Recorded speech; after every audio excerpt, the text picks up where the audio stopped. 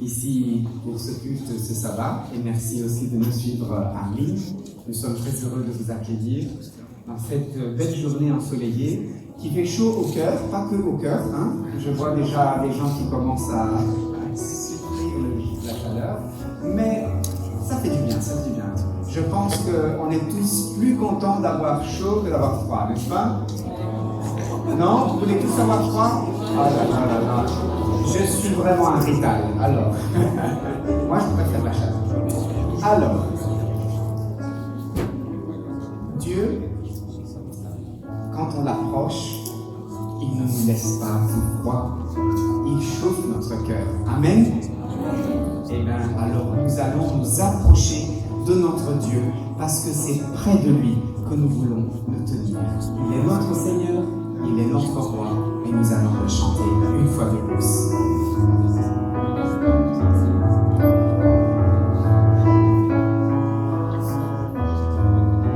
C'est auprès de Dieu que je veux me tenir. Il est mon Seigneur, mon roi. C'est auprès de Dieu que je veux me sentir. Tout l'amour qu'il a pour moi. C'est auprès de Dieu que je voudrais grandir, entendre le son de sa voix. Je viens devant le trône, par ta grâce je me tiens, en ta présence je lève les yeux vers le lieu saint, pour contempler ta face, je veux rester près de toi. Amen. Oui, nous ne pouvons pas ressentir autre chose qu'un désir profond d'être tout près de notre Dieu. Parce que quand on s'approche de lui, on voit des miracles dans nos vies. Amen. Amen. Nous avons tous certainement eu plusieurs occasions dans notre vie de regarder l'action de Dieu transformer la réalité que nous étions en train de vivre. Pourquoi? Parce que même si devant nous on a des remparts, même si sur notre chemin il y a des obstacles, notre Dieu, il est tout puissant. Dieu tout puissant, donnez-le la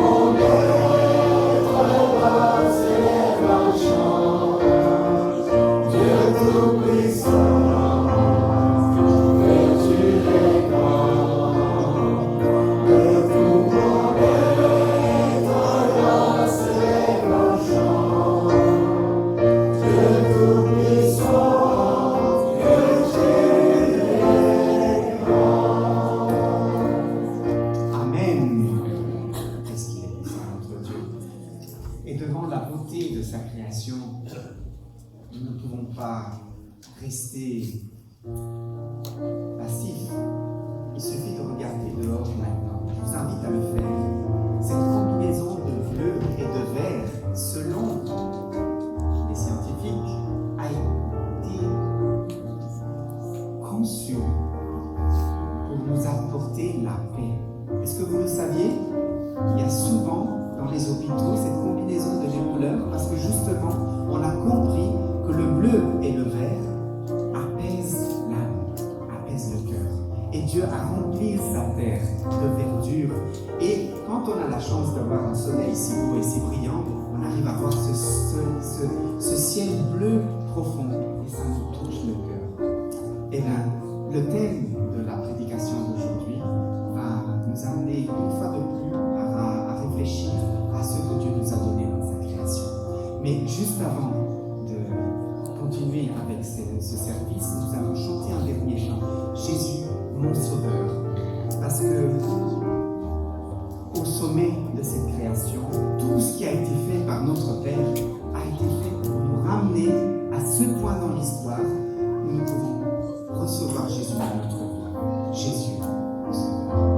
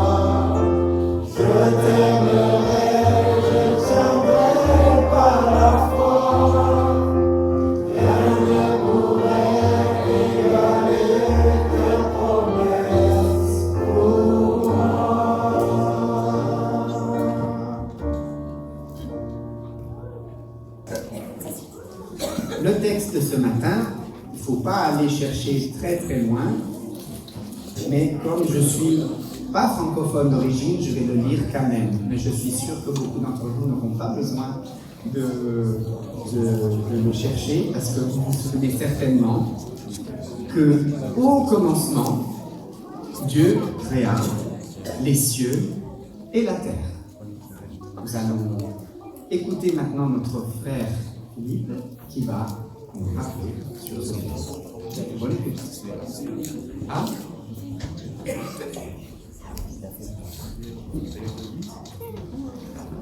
Bonjour à tous, bon ça va. Je suis très content d'être ici parmi vous ce matin. C'est la première fois que je prêche. Et pour dire vrai, je ne me sens pas très stressé en vrai. Puisque en fait, le message que j'ai préparé, l'histoire, comment il s'est mis en place, en fait, il est inspiré d'une prédication en partie. Après, j'ai mis ma couche aussi, mon petit truc. Mais en fait, j'avais écouté une prédication il y a peut-être plus d'1 an déjà. Et j'avais pris des notes. Et une semaine après, il y avait Alcimar qui m'avait rencontré à l'église et m'avait dit c'est quand que tu prêches? Comme par hasard, juste quelques jours après que j'ai pris note et que j'avais dit si un jour on me demande de prêcher, je prêcherai en m'inspirant de cette prédication-là que j'ai écoutée. Et puis après, on n'a pas donné de continuité à ça, donc ça a été un peu laissé à l'oubli. Et puis Carlos est revenu vers moi, il m'a dit on a besoin de gens pour prêcher. J'ai dit ok, mais après il n'a pas non plus donné de continuité, donc on a un peu oublié à nouveau. Et puis en novembre de l'année passée, il est venu vraiment vers moi de manière plus sérieuse et il m'a dit je cherche de nouveaux prédicateurs pour chaque mois pour l'année de 2026, et donc fixons une date. Et donc j'ai dit le plus tard possible. Et donc on a décidé que ça allait être en mai, le 23 mai. Et donc voilà, c'est pour ça que je me retrouve ici avec vous ce matin pour partager ce message qui n'est pas mon message, mais c'est Dieu qui veut vous parler ce matin, c'est Dieu qui a un message à vous transmettre.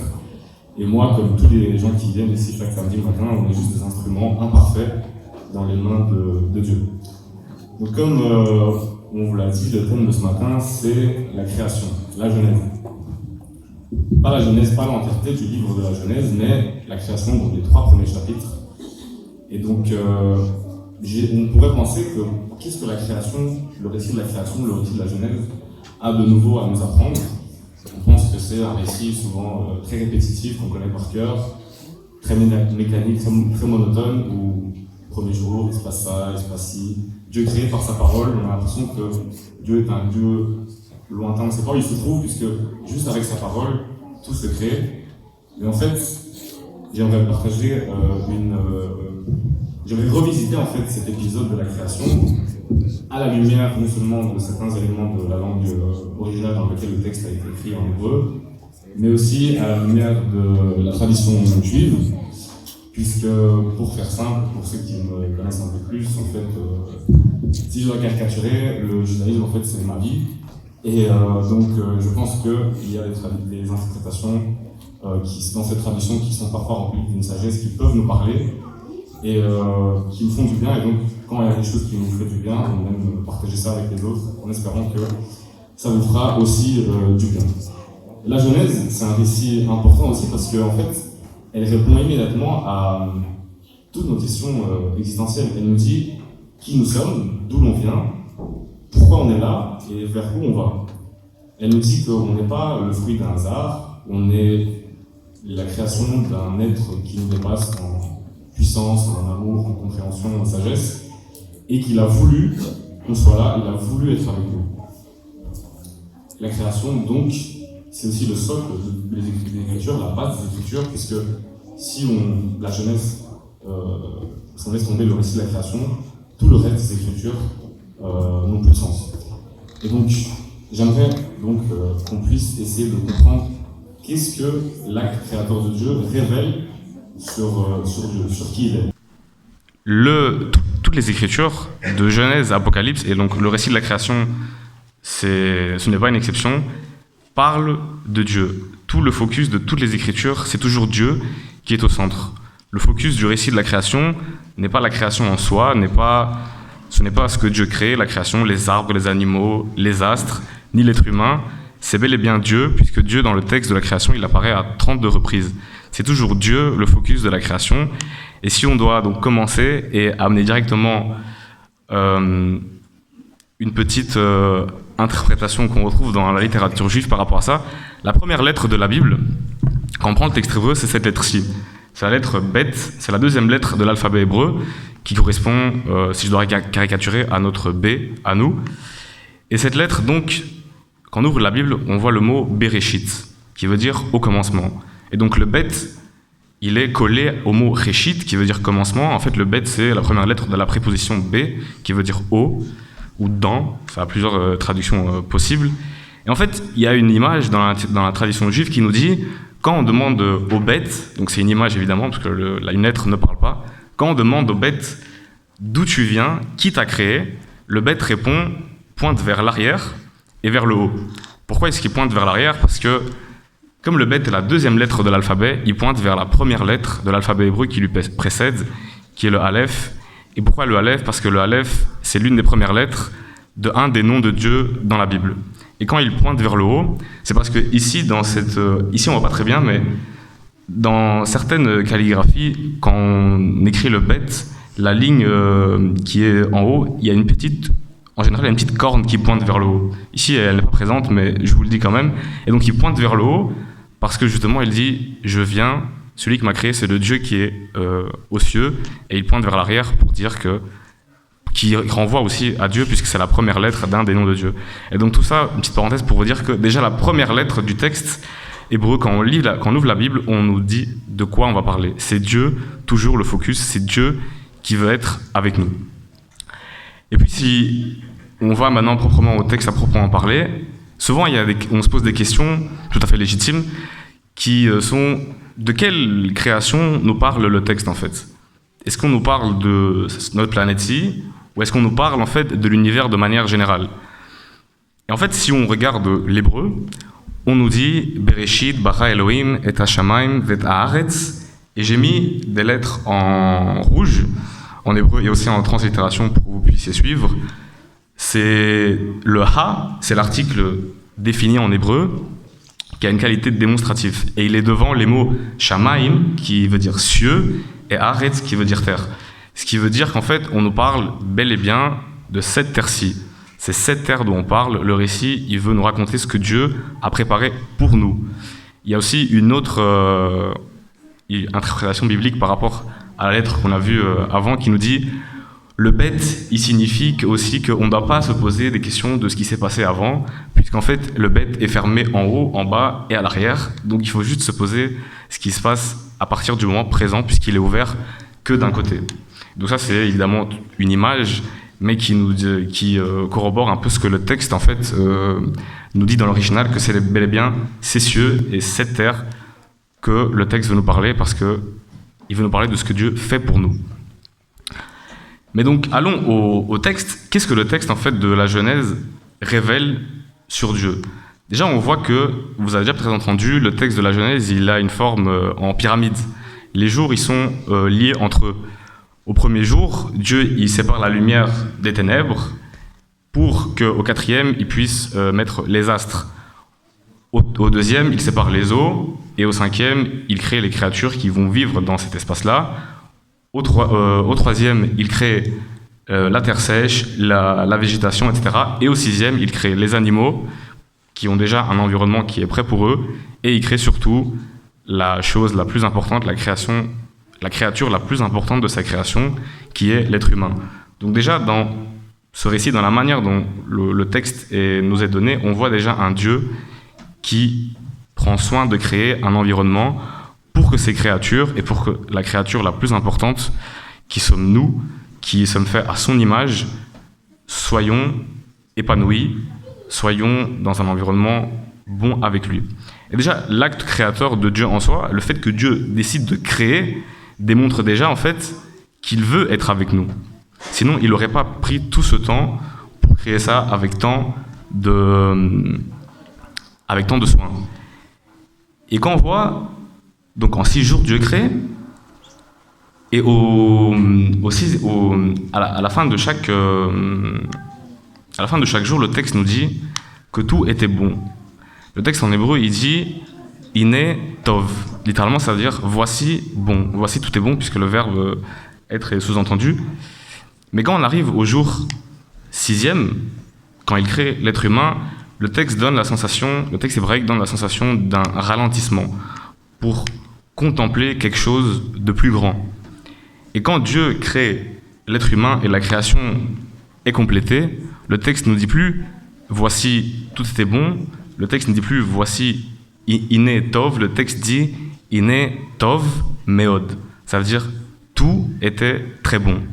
Parce que la créature la plus importante qu'il avait créée, la plus belle, qui était à son image, était enfin dans l'environnement parfait, magnifique que Dieu avait créé pour qu'on puisse tous être épanouis avec lui dans sa présence. Mais après ceci, on a encore quelque chose. On a encore le 7e jour qui vient. Et donc, on pourrait penser que, vu que Dieu prépare toujours d'abord l'environnement et puis il met ses créatures, on pourrait penser que ce qui vient après le 6e jour est aussi quelque chose qui est supérieur à l'homme, puisque l'homme est la dernière chose que Dieu a créée. Et donc on pourrait penser, qu'est-ce qui vient après le 6e jour ? C'est le sabbat, le 7e jour où Dieu cesse son œuvre créatrice. Et on pourrait penser donc que le sabbat est supérieur à l'homme. Mais Jésus nous dit que c'est pas l'homme qui a été fait pour le sabbat, mais c'est le sabbat qui a été fait pour l'homme. Et qu'est-ce que le sabbat montre encore sur le fait que Dieu ait séparé un jour ? Déjà, le fait qu'il l'ait créé, on avait dit que ça démontrait son envie d'être avec nous. Mais comme si ce n'était pas assez, il doit encore créer un jour spécifique pour être encore plus avec nous. Au début, le monde était parfait. L'être humain pouvait être en contact permanent avec Dieu. Mais Dieu voulait tellement être avec nous, parce qu'il nous aime tellement depuis l'éternité, que ce n'était pas assez. Il fallait qu'il crée encore un jour spécial où il serait de manière encore plus spéciale avec nous. Et dans la tradition juive, on nous dit que le sabbat, donc c'est la dernière chose qui a été créée, mais c'est la première des choses que Dieu a planifiées. Il y a un chant qu'on chante chaque vendredi soir pour recevoir le sabbat, qui nous dit, dans un des vers, au milieu du chant, qui nous dit « dernier de la création, mais planifié depuis les temps éternels ». Donc Dieu voulait déjà être avec nous de manière spéciale depuis l'éternité, parce qu'il nous aime d'un amour qu'on ne peut pas comprendre, qu'on ne peut pas saisir complètement. Et le sabbat est tellement important pour lui, il veut tellement être avec nous, que dans la tradition juive, on nous dit aussi que ce jour-là, Dieu fait taire tous les êtres célestes, tous les anges, tous les chérubins, parce que chaque sabbat, il renouvelle l'alliance avec ses enfants, avec son peuple, avec nous. Et donc, le sabbat, c'est vraiment une bénédiction qu'on a. Et donc, vraiment, il faut que... Je vous invite aussi à valoriser à chaque fois qu'on a ce sabbat, à nous rappeler que c'est pas seulement un jour où on se repose, mais on se rappelle d'où on vient, d'où on a été créé, mais on se rappelle aussi de cet amour que Dieu a eu pour nous, même avant qu'on soit né, même avant qu'il y ait cette planète. Dieu nous connaissait déjà à chacun d'entre nous et voulait passer du temps avec chacun d'entre nous. Mais il y a un passage aussi dans Exode qui parle de la création aussi, un texte dans Exode 31, où c'est le même auteur de la Genèse, donc Moïse, qui parle. Et en parlant du sabbat, il dit dans Genèse 31, versets 16 à 17, « Les enfants d'Israël observeront le sabbat en le célébrant de génération en génération. Comme une alliance perpétuelle, c'est un signe entre moi et les enfants d'Israël à jamais. Car en 6 jours l'Éternel a fait les cieux et la terre, et le 7e jour il a cessé son œuvre et s'est reposé. » Mais si on prend le verset 17 et on regarde en hébreu ce qui est dit, on nous dit car en 6 jours l'Éternel a fait les cieux et la terre, mais le 7e. Et là, si on regarde la deuxième ligne du texte en hébreu, on nous dit les deux verbes qui sont utilisés, c'est Shabbat, qui veut dire cesser, se reposer, et le deuxième verbe qui est en rouge, c'est Wayin Nafash, qui veut dire, il y a plusieurs traductions possibles, mais qui veut dire Dieu reprend son souffle, respire, se repose, respire profondément. Mais j'ai mis donc en rouge les traductions qui étaient, selon moi, les plus importantes et qui sont aussi les traductions principales de ce verbe. Donc quand Dieu contemple sa création, il se repose, mais il fait autre chose que souvent le texte français et les textes dans les autres langues modernes qu'on a ne rend pas. Il nous dit Dieu, il prend son souffle. Et en fait, qu'est-ce que ça veut dire quand Dieu prend son souffle ? Ça veut dire en fait que Dieu regarde toute sa création, il contemple, et quand il nafash, quand il prend son souffle, ça veut dire littéralement qu'il fait... C'est ça que Dieu fait quand il contemple sa création. Dieu, il est tellement émerveillé par l'œuvre qu'il a fait, en voyant les arbres, les astres, le ciel, la mer, les animaux, mais surtout en nous voyant, nous, Adam et Ève, nos premiers pères, et en les contemplant, en les voyant dans cet environnement, il soupire, il reprend son souffle, il fait... Vous avez déjà peut-être, quand vous voyez quelque chose de beau, vous avez déjà peut-être fait ça aussi. Quand vous voyez quelque chose que vous voyez que c'est magnifique, vous avez cette réaction de dire « Waouh !» En fait, c'est ça que Dieu fait. Dieu, vraiment, il nafash, il fait... Et il fait ça parce qu'il est émerveillé, mais il y a aussi un autre côté pour lequel Dieu, en fait, il soupire. Il y a un côté où Dieu est vraiment émerveillé, content, satisfait, mais il y a aussi un côté d'un sentiment, je dirais, d'amertume. Parce que Dieu, il est omniscient, il sait tout, et il sait déjà, en fait, ce qui va se passer au chapitre 3. Quand Dieu, il nafash, quand Dieu, il soupire, il reprend son souffle, c'est ce sentiment, en fait, tout est tellement beau, tout est tellement magnifique, j'ai créé tout de manière parfaite pour que vous soyez épanouis, mais quel dommage que vous n'allez pas rester ici pour toujours. Quel dommage que bientôt, ça va cesser. Qu'on va devoir se séparer pour un temps. Pour Dieu qui n'a pas la même notion du temps que nous, c'est rien, mais il sait que pour nous, ça allait être très long. Et donc c'est pour ça que Dieu, vraiment, il dit, c'est tellement beau, mais ça ne va pas durer pour longtemps. Et le chapitre 3, donc Dieu, quand il nafash, il pense déjà, il a déjà en tête ce chapitre 3, cet épisode de séparation, qui est le chapitre qu'on dit souvent le plus triste de la Bible. La tradition juive, elle nous dit même que Dieu aurait versé des larmes. 9 larmes, Dieu aurait versé lors de la chute de l'être humain. Et même dans le texte hébreu, quand Dieu demande à Adam « Où es-tu ?», le mot qu'il utilise, c'est « Ayeka ». Et les rabbins et les sages font une comparaison avec le premier mot qui est utilisé dans le livre des Lamentations de Jérémie, qui est un mot qui ressemble très fort, qui est « Eicha », qui veut dire « hélas ». Et donc ils disent, Dieu étant omniscient, il savait où était l'homme, il savait ce que l'homme avait fait.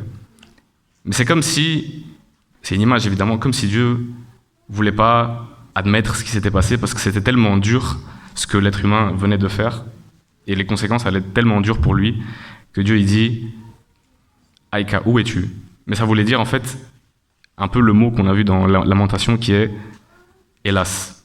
Où es-tu ? Ça voulait dire en fait « hélas ». Hélas, on va devoir se séparer. Mais juste après cet épisode où Dieu nafache, et après le chapitre 3 où l'homme pêche et il y a cette séparation entre nous et lui, le texte nous disait que juste après, qu'est-ce qui se passe ? Après le 6e jour, il y a le sabbat. Donc Dieu, malgré le fait qu'il soupire, qu'il a ce sentiment d'amertume, on ne peut pas dire que Dieu est inquiet, parce que Dieu ne s'inquiète pas, évidemment, mais dans un langage plutôt humain, on pourrait dire comme ça, où Dieu est inquiet, Dieu est triste, Dieu, malgré tout, il se repose immédiatement après, dans son 7e jour. Il crée tout, il sait ce qui va se passer, mais immédiatement après, il se repose dans son sabbat, parce qu'il sait de toute façon que c'est lui qui a le contrôle de l'histoire. Il n'a pas à s'inquiéter, il connaît déjà le plan qu'il a conçu depuis l'éternité pour nous sauver. Et la tradition juive, elle nous dit ça aussi. Dans la tradition juive, on a plusieurs corpus de textes, et celui-ci est extrait des Midrashim. Les Midrashim, ça veut dire commentaires au pluriel. C'est des commentaires qui sont faits sur le texte biblique. Et ici, c'est un extrait du texte de Bereshit Rabbah. Bereshit, ça veut dire la Genèse, le nom en hébreu du livre. Et donc, on nous dit, au commencement, Dieu créa. Et donc, les rabbins, les sages expliquent ce que ça veut dire. 6 éléments ont précédé la création du monde. Certains d'entre eux ont été effectivement créés et d'autres que Dieu a envisagé de créer sans les réaliser. La Torah et le trône de gloire ont été créés. La Torah, d'où est tirée ? Comme il est dit, l'Éternel m'a établi au commencement de sa voix. Le trône de gloire, d'où est tiré ? Ton trône est établi depuis les temps anciens. Tu es de toute éternité. Les patriarches, Israël, le temple et le nom du roi messianique. Le nom du roi messianique, d'où est-ce tiré ? Que son nom demeure à jamais, son nom est loué avant le soleil. Donc ici on nous dit, dans une tradition rabbinique, que Dieu a envisagé 6 choses avant la création du monde. Que 2 ont en effet été créés avant la création du monde et les autres ont été envisagées, mais pas encore mises en place. Mais elles ont été envisagées, elles ont déjà été préparées par Dieu. Et le nom du roi messianique, on nous dit, il avait déjà été envisagé aussi, et on nous dit que son nom demeure à jamais, son nom est loué avant le soleil. C'est-à-dire que son nom, le roi messianique, il précède le soleil, il précède la création. Et ça vous fait pas penser à quelque chose aussi qu'on retrouve dans la Bible, par exemple dans l'Apocalypse, quand on nous dit que voici l'agneau de Dieu qui a été tué avant la création du monde. C'est la même idée en fait. Dieu, avant la création du monde, il avait déjà tout prévu. Et en fait, ce que ceci nous montre, c'est qu'on n'a pas besoin d'attendre les évangiles, parce que souvent on a cette idée que le Dieu dans ce qu'on appelle Ancien Testament est un Dieu différent de celui qu'on retrouve dans les évangiles, un Dieu dur, un Dieu lointain, un Dieu sévère, un Dieu violent parfois, et qu'on a besoin d'attendre Jésus pour voir un Dieu compatissant, aimant, bon. Mais en fait, l'acte créateur de Dieu, on n'a pas besoin d'attendre les évangiles pour voir ça. Juste, quand on ouvre la Bible, la première lettre, le fameux « bet » qu'on a vu tout à l'heure, quand on ouvre le texte et quand on lit, faut même pas lire toute la phrase, il faut juste lire le « bet ». Le « bet », il veut déjà tout dire, il veut déjà que Dieu, l'auteur en fait est en train de dire, Dieu a créé en sachant tout ce qui allait arriver. Il crée, la création de Dieu signifie plus que juste créer.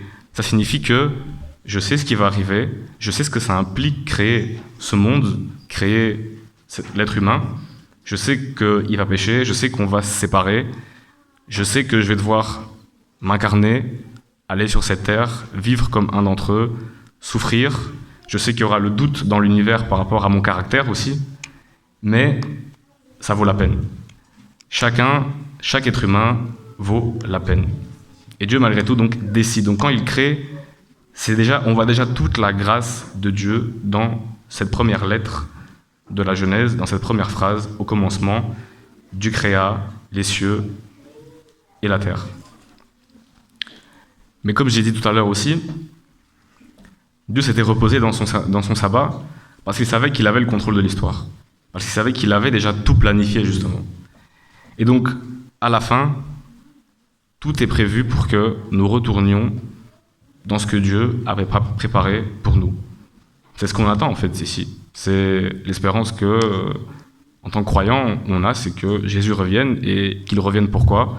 Pour nous amener vers un monde meilleur.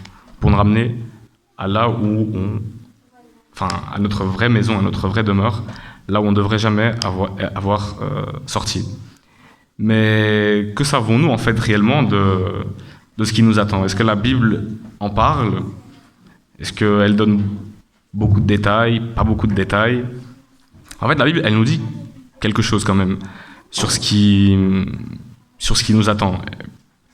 Paul, par exemple, il dit dans 1 Corinthiens, au chapitre 2, verset 2, il nous dit « Mais comme il est écrit, en paraphrasant ici le prophète Ésaïe, puisque c'est un texte qui est dans le prophète Ésaïe, ce sont des choses que l'œil n'a point vues, que l'oreille n'a point entendues, et qui ne sont point montées au cœur de l'homme. Des choses que Dieu a préparées pour ceux qui l'aiment. » Donc en fait, Paul a peut-être eu une vision, mais il ne sait pas décrire avec des mots humains ce qu'il a vu. Et donc, ce que ce texte dit, qu'il y a quelque chose qu'on n'a jamais vu, qu'on n'a jamais entendu, que Dieu a préparé pour nous. Mais donc, ça a l'air d'être quelque chose vraiment qui nous dépasse, quelque chose qui est même supérieur à ce que Dieu avait planifié, fait au début, au commencement.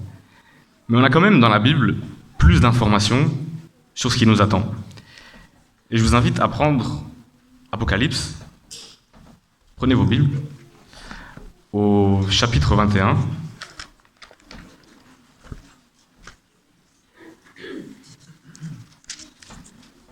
Parce que dans l'Apocalypse, on nous donne quelques détails sur la Nouvelle Jérusalem, sur un peu ce qu'on vivra, où on vivra dans la Nouvelle Jérusalem. Elle nous donne quelques descriptions sur ce qu'il y aura dans l'éternité, Donc si vous avez le texte, je vais commencer à lire. Donc chapitre 21 de l'Apocalypse, on nous dit « Puis je vis un nouveau ciel et une nouvelle terre, car le premier ciel et la première terre avaient disparu, et la mer n'existait plus. Je vis descendre du ciel d'auprès de Dieu la ville sainte, la nouvelle Jérusalem, préparée, comme une mariée qui s'est faite belle pour son époux. J'entendis une voix forte venant du ciel qui disait « Voici le tabernacle de Dieu parmi les hommes. Il habitera avec eux, ils seront son peuple, et Dieu lui-même sera avec eux. Il sera leur Dieu. Il essuiera toute larme de leurs yeux, la mort ne sera plus, et il n'y aura plus ni de deuil, ni cri, ni douleur, car ce qui existait avant a disparu. Celui qui était assis sur le trône dit « Voici que je fais toutes choses nouvelles. » Il ajouta « Écris cela, car ces paroles sont dignes de confiance et vraies. » Puis il me dit « Je suis l'alpha et l'oméga, le commencement et la fin. À celui qui a soif, je donnerai à boire gratuitement de la source de l'eau de la vie. Le vainqueur recevra en héritage, je serai son Dieu et il sera mon fils. Quant aux lâches, aux incrédules, aux pécheurs, aux abominables, aux meurtriers, à ceux qui vivent dans l'immoralité sexuelle, aux sorciers, aux idolâtres, et à tous les menteurs, leur part sera dans l'étang ardent, de feu et de soufre. C'est là la seconde mort. Puis un des 7 anges qui tenaient les 7 coupes remplies des 7 derniers fléaux vint m'adresser la parole et dit « Viens, je te montrerai la femme, l'épouse de l'agneau. » Il me transporta en esprit sur une grande et haute montagne et me montra la ville sainte, Jérusalem, qui descendait du ciel d'auprès de Dieu. Elle rayonnait de la gloire de Dieu. Son éclat ressemblait à celui d'une pierre très précieuse, d'une pierre de jaspe transparente, comme du cristal. Elle était entourée d'une grande et haute muraille. avec 12 portes, et à ces portes 12 anges. Des noms y étaient inscrits, ceux des 12 tribus d'Israël. Il y avait à l'est 3 portes, au nord 3 portes, au sud 3 portes et à l'ouest 3 portes. La muraille de la ville avait 12 fondations qui portaient les noms des 12 apôtres de l'agneau.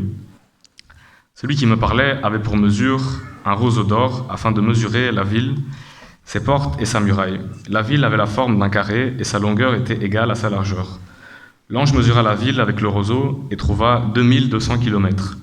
Sa longueur, sa largeur et sa hauteur étaient égales. Il mesura aussi la muraille et trouva 72 mètres, selon la mesure humaine qu'employait l'ange. La muraille était construite en jaspe et la ville était en or pur, transparent comme du verre pur. Les fondations de la muraille de la ville étaient ornées de pierres précieuses de toutes sortes. La première fondation était ornée de jaspe, la deuxième de saphir, la troisième de chalcédoine, la quatrième d'émeraude, la cinquième de sardoine, la sixième de cornaline, la septième de chrysolite, la huitième de béryl, la neuvième de topaze, la dixième de chrysoprase, la onzième de hyacinthe, la douzième d'améthyste. Les 12 portes étaient 12 perles. Chaque porte était faite d'une seule perle.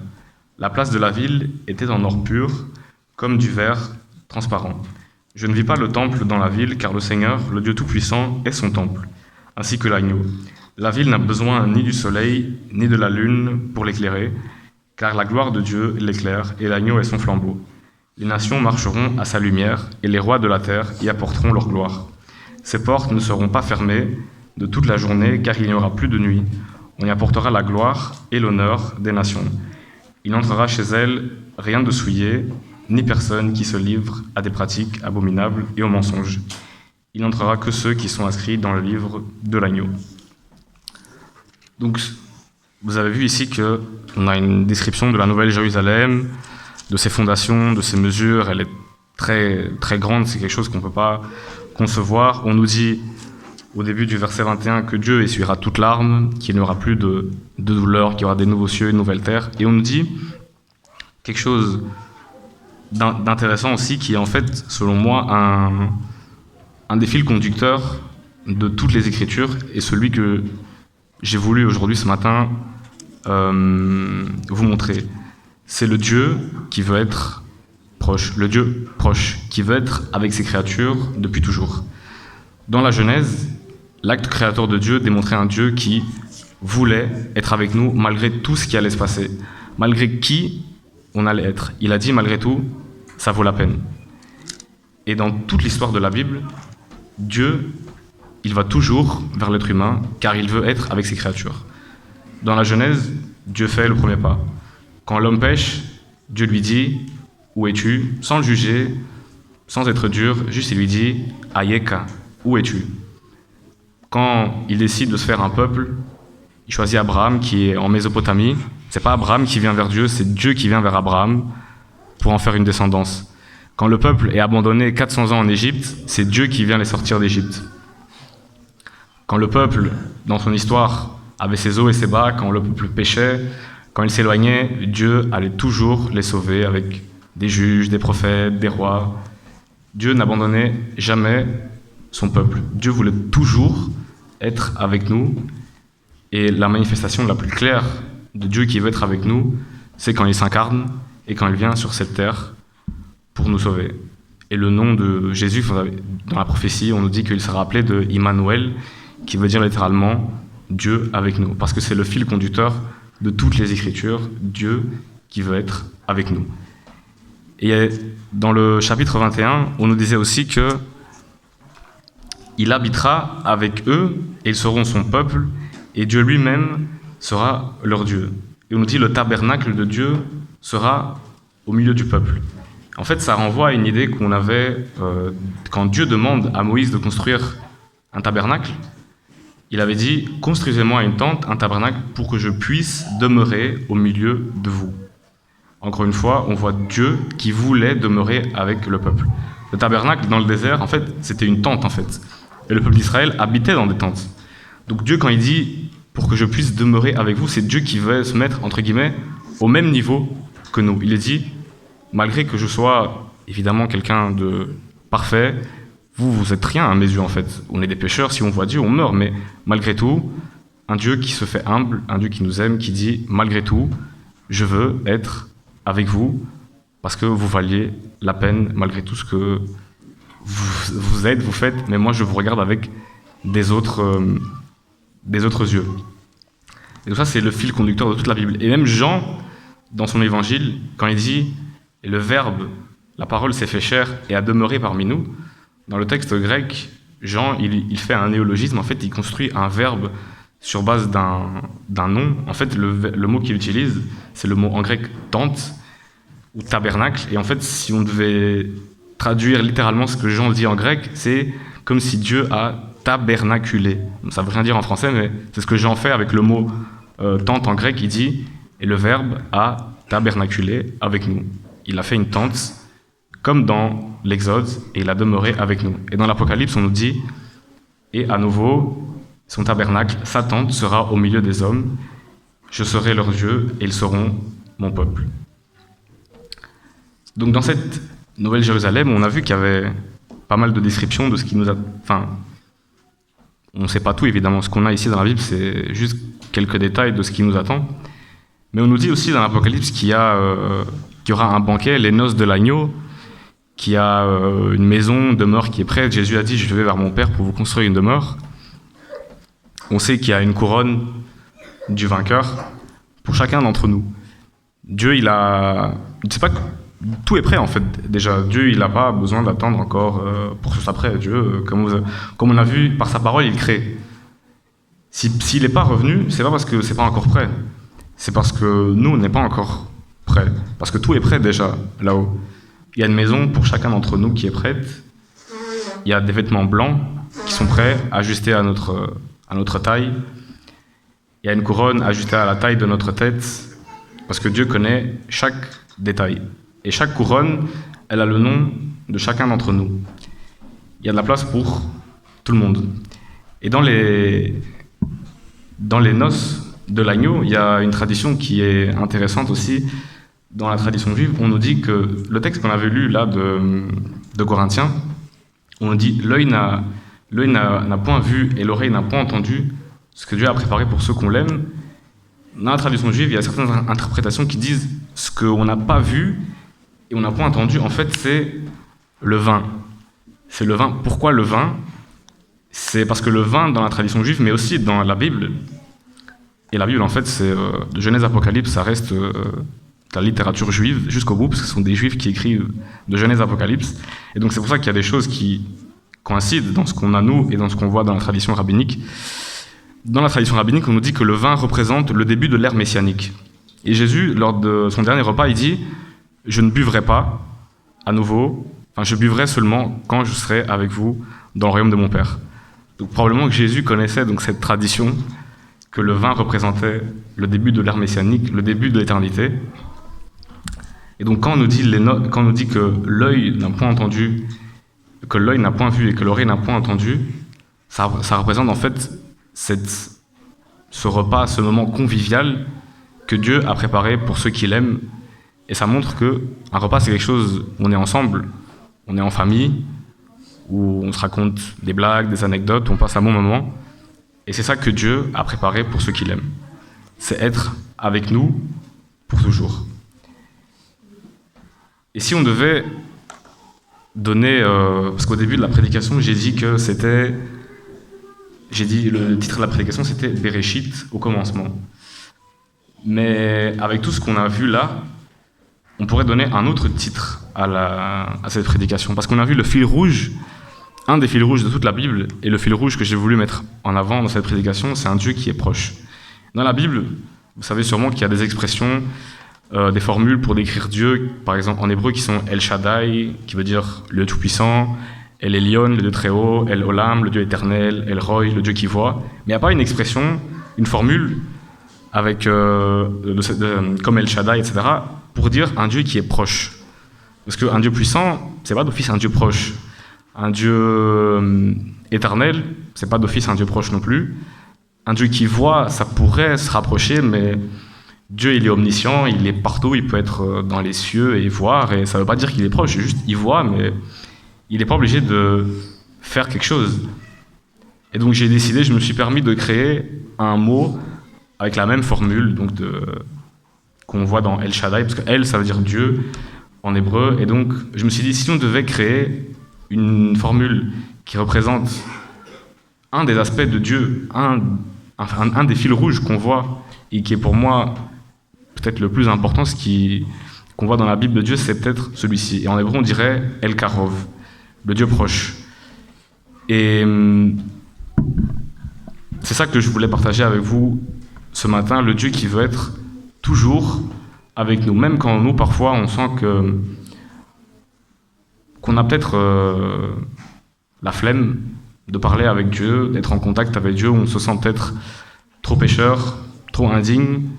Dieu, ce qu'il attend, c'est toujours que mon fils, ma fille, viens, parce que je ne vais pas te juger, je veux juste passer du temps avec toi, je veux t'écouter.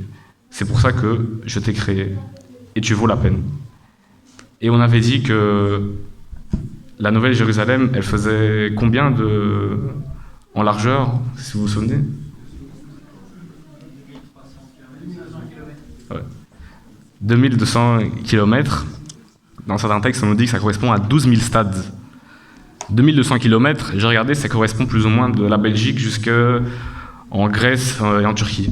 Donc on nous dit juste la Nouvelle Jérusalem, qui sera en fait la capitale, entre guillemets, de la Nouvelle Terre, elle fera cette taille-là. Elle ira d'ici jusqu'à la Grèce, à la Turquie, plus ou moins. Et donc, Dieu a préparé une maison pour chacun d'entre nous dans cette ville, une couronne et des vêtements ajustés à notre taille.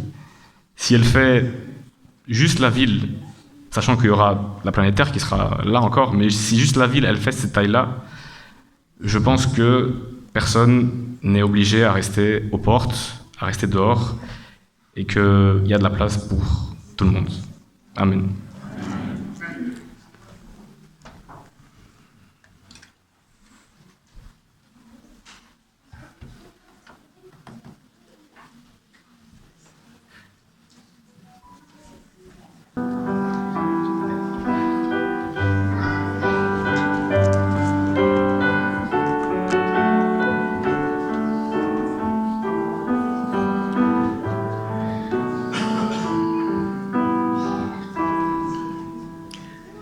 Nous pouvons remercier Dieu pour ce message que nous venons de recevoir, un message de proximité, un message de recherche. Et il y a deux choses qui m'ont fort marqué dans les paroles de Philippe ce matin. Et tout au début, il parlait du fait que nous sommes des instruments imparfaits et de quelque sorte, j'ai pensé à des pinceaux, un peu comme dans l'histoire des enfants au début, qui peuvent ne pas être parfaits, peut-être un peu déplumés aussi parfois, mais c'est la main de l'artiste qui fait l'œuvre, n'est-ce pas? Amen. Et donc, même si nous ne sommes pas parfaits, tout comme nous sommes, Dieu peut nous aider, peut nous utiliser aussi pour contribuer à rendre ce monde quelque chose de beau et d'enrichissant. Et aussi une autre chose qui m'a fort touché, c'était quand il a dit que dans Exode 31, Dieu, à la fin de la création, a repris son souffle. Mais ce souffle, en fait, d'une certaine manière, c'est aussi nous, parce que c'est le souffle qu'il nous a donné. Alors le sabbat, quand il se repose, il nous donne aussi la possibilité de se rapprocher de lui une fois de plus, et il se réapproprie de nous. Amen. Alors nous allons louer une fois de plus notre Seigneur, notre Éternel, parce que sa bonté a été tellement grande envers nous que nous ne pouvons pas ne pas le célébrer. Je vous invite à vous mettre debout et à louer le nom de l'Éternel.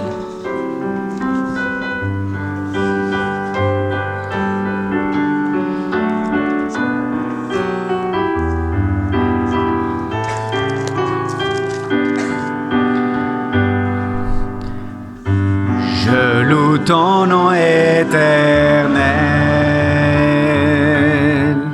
Seigneur, je célèbre ta bonté.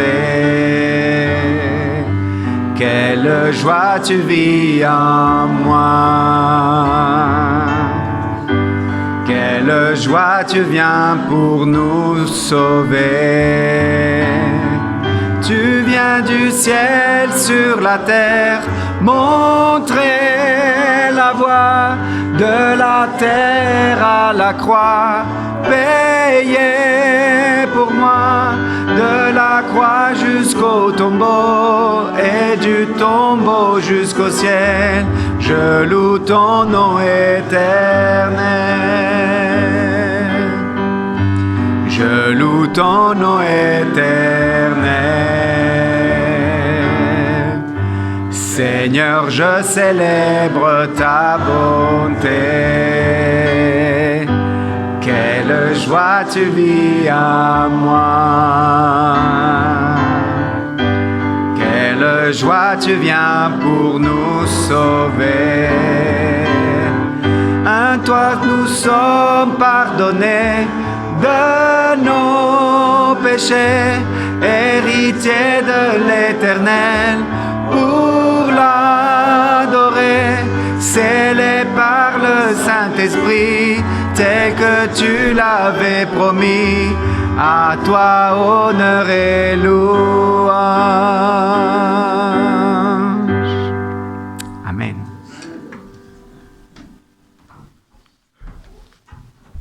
Prions.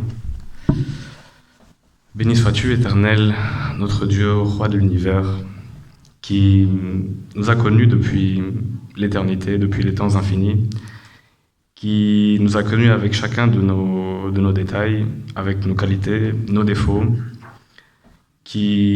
toi qui as vu toute l'histoire, tout ce qui allait se réaliser, mais qui a dit pour chacun d'entre nous, tu vaux la peine, vous valez la peine, et je vais vous créer parce que je veux être avec vous. Merci parce que, bien qu'on n'ait pas voulu faire ce chemin avec toi, tu ne nous as pas abandonnés et tu as préparé une demeure pour nous, une maison, une robe, une couronne, une table de banquet pour être avec nous pour toujours. Mets dans nos cœurs que ce désir d'être avec toi soit la chose que nous voulons le plus dans nos vies. Pardonne tous nos péchés et reviens bientôt. Amen.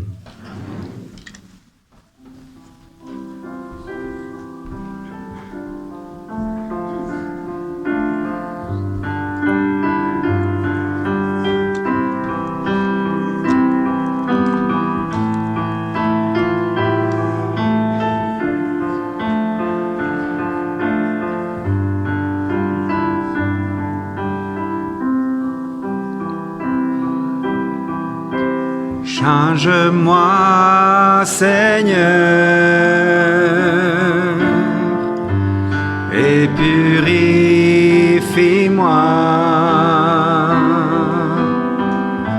Change-moi, Seigneur, que je sois comme toi. Jésus, tu es le potier, je suis l'argile. Brise-moi, façonne-moi, oui, c'est mon désir. Change-moi, Seigneur,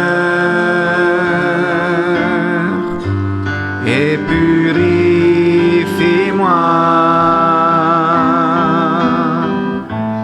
Change-moi, Seigneur,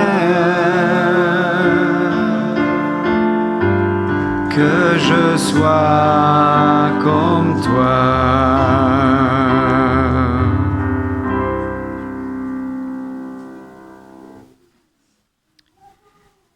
Et l'Esprit et l'Épouse disent « Viens ». Et que celui qui attend dise « Viens ». Et que celui qui a soif vienne. Que celui qui veut prenne de l'eau de la vie gratuitement. Celui qui atteste ces choses dit « Oui, je viens bientôt. Amen. Viens, Seigneur Jésus. » Que la grâce du Seigneur Jésus soit avec nous tous. Soyez bénis. Bon sabbat.